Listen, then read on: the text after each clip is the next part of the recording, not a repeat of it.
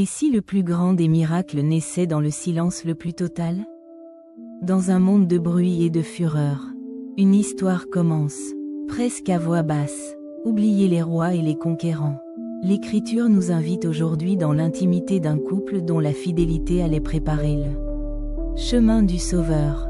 Nous lisons dans l'Évangile de Luc, chapitre 1, verset 5, un seul verset, mais un monde de révélation sur la patience et la providence de Dieu. Plongeons dans une époque de tyrannie. Le texte commence par ces mots. Du temps d'Hérode, roi de Judée. Ce n'est pas un conte, c'est l'histoire. Qui était cet Hérode? Un bâtisseur de génie, mais aussi un homme rongé par la paranoïa, dont le règne était marqué par le sang et la peur. Imaginez l'atmosphère, un peuple sous occupation, un roi cruel sur le trône. L'espérance semblait être un luxe inaccessible. C'est dans ce décor de ténèbres que Dieu choisit d'allumer une lumière. Pas au palais, non, loin des intrigues du pouvoir. Le verset continue. Il y avait un sacrificateur, du nom de Zacharie. Notez bien ce mot. Il y avait.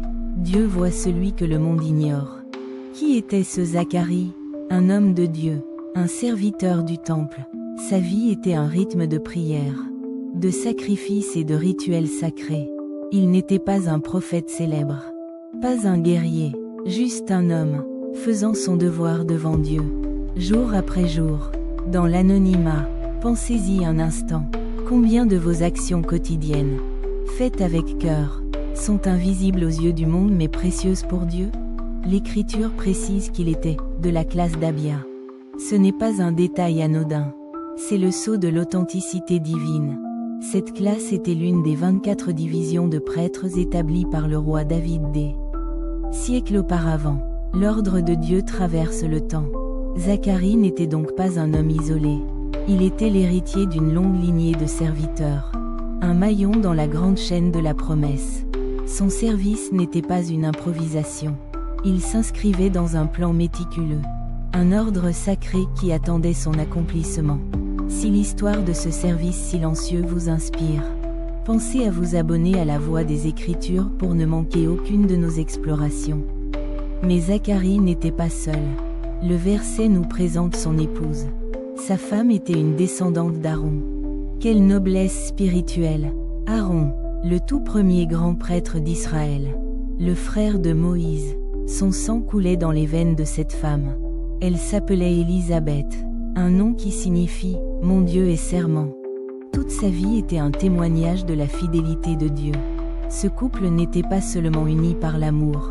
Ils étaient unis par un héritage sacré, une double lignée de service à l'Éternel. Imaginez leur foyer, une maison simple, probablement, mais remplie de prières, de lecture des Écritures, d'une attente patiente. Ils étaient, comme le dit la suite du texte, justes devant Dieu. Leur valeur ne venait pas de leur statut social, mais de leur cœur. Le monde d'Hérode célébrait la puissance, la richesse, l'intrigue, mais le ciel, lui, regardait un couple de vieillards au cœur pur. C'est la grande inversion du royaume. Ce que le monde méprise, Dieu le chérit. Ce qui est caché aux puissants est révélé aux humbles. Leur vie était une prière silencieuse, une longue attente du Messie promis à leur père, une espérance transmise de génération en génération. Avez-vous déjà ressenti que votre foi était silencieuse, cachée, que votre service était invisible? C'est précisément là que Dieu agit. Ce verset 5 est une introduction. Il pose le décor. Il nous dit, « Regardez ici, c'est dans cette humilité que je vais accomplir l'extraordinaire. » Dieu n'a pas commencé son évangile dans le fracas d'une bataille, mais dans la quiétude d'un foyer de sacrificateurs. La puissance d'Hérode était visible, bruyante, mais éphémère. La foi de Zacharie et Élisabeth était invisible, silencieuse, mais éternelle. Leur histoire nous enseigne que notre valeur ne se mesure pas à l'applaudimètre du monde, mais à la droiture de notre cœur devant Dieu. Si vous appréciez cette manière d'explorer les Écritures, un j'aime sur cette vidéo est un encouragement précieux pour notre ministère. Pourtant, une ombre planait sur leur vie, Une douleur muette que les versets suivants révéleront. Ils n'avaient pas d'enfants. Leur justice n'avait pas empêché l'épreuve. Leur piété n'avait pas effacé la souffrance. La foi n'est pas une assurance contre la douleur. Mais c'est au cœur de cette blessure, de ce manque, que le miracle allait prendre racine. Dieu choisit souvent nos failles pour y manifester sa gloire. Leur longue attente n'était pas vaine. C'était une préparation. Dieu les formait dans le creuset de la patience pour la mission de leur vie. Le silence de Dieu n'est jamais une absence. C'est une gestation. Dans le secret, il prépare des choses que l'œil n'a point vues. Alors que le monde s'agitait sous Hérode, le plan du salut avançait, porté par la prière de 2 âmes fidèles. Leur histoire est une invitation à reconsidérer nos propres vies. Où sont les domaines de fidélité silencieuse que nous menons? Ce travail que personne ne remarque. Cette prière que personne n'entend.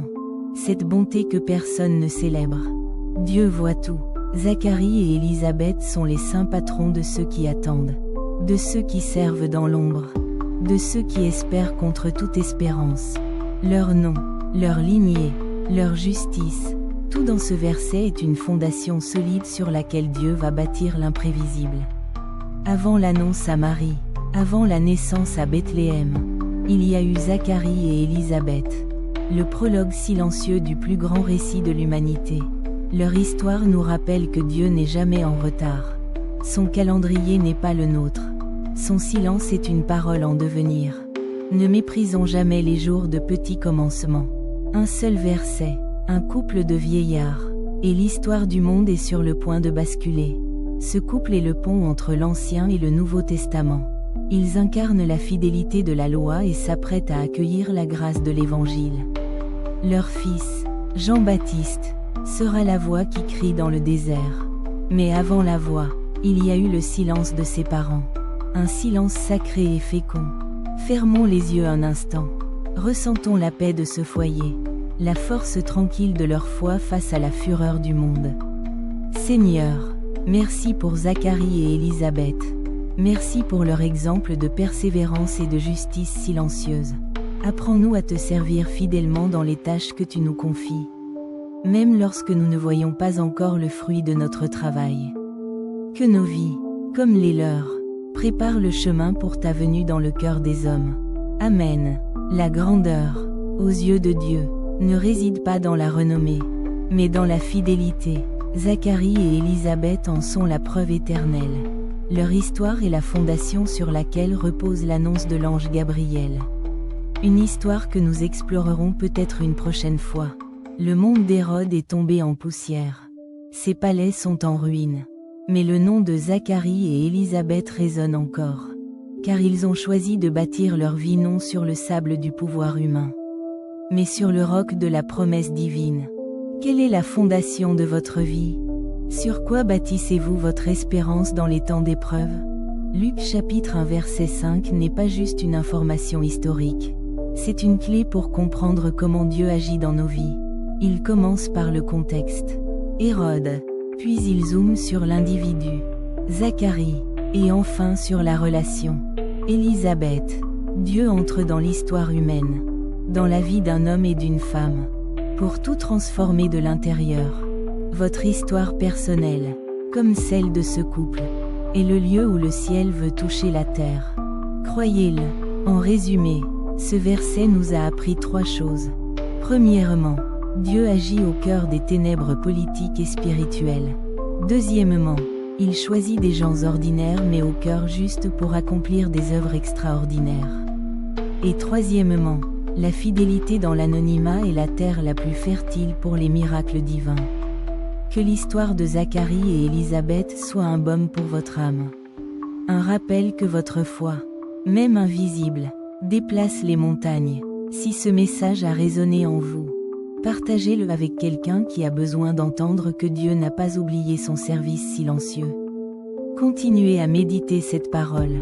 Laissez-la infuser votre esprit et transformer votre regard sur votre propre vie. Merci d'avoir passé ce moment avec nous sur la voie des Écritures. Que la paix de Dieu, qui surpasse toute intelligence, garde vos cœurs.